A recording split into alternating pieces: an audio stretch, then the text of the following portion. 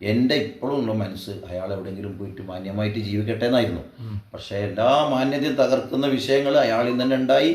ഈ വൈരാഗ്യ ബുദ്ധി എന്നോട് കാണിച്ചുകൊണ്ട് എനിക്ക് ശരിക്കറിയാം. ആ വൈരാഗ്യ ബുദ്ധി വെച്ചിട്ട് തന്നെയാണ് പൈക്കത്തെ ഖത്തീബിൻ്റെ കാറും കത്തിച്ചിട്ടുള്ളത്. എനിക്കിപ്പോൾ ബോധ്യപ്പെട്ടത് ഈ പോലീസുകാരെ അന്വേഷണത്തൊക്കെ ഈ ചാനൽ വഴി ഞാൻ അറിഞ്ഞപ്പോൾ അയാൾ ശരിക്കും പറഞ്ഞാൽ അയാളെ പിന്നെ ഭയപ്പെടുത്താൻ തന്നെ വന്നതാണ്.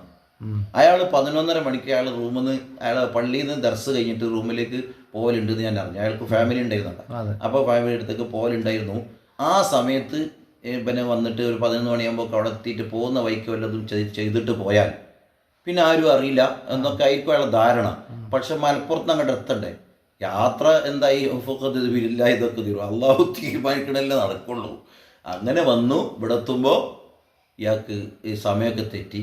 അപ്പോൾ പിന്നെ ഏതായാലും നട്ടപ്പാതിനെ കണക്കാക്കിയിട്ട് പോയിട്ട് കാറിനങ്ങെത്തിയിട്ട് മൂപ്പര് എന്നോട് പറയുകയും ചെയ്ത്, പൈക്കത്തെ ഖത്തീബിനോട് വിളിച്ചിട്ട് പറയുകയും ചെയ്ത്, ഞാൻ എൻ്റെ ശാരീരികമായിട്ടും മാനസികമായിട്ടൊക്കെ കുറേ പ്രതിസന്ധി ഞാൻ അനുഭവിക്കാൻ തുടങ്ങിയിട്ട് ഇപ്പോൾ ഇവിടെ നിന്ന് കുറച്ച് ദിവസം കഴിയുമ്പോൾ തന്നെ ഉണ്ട്.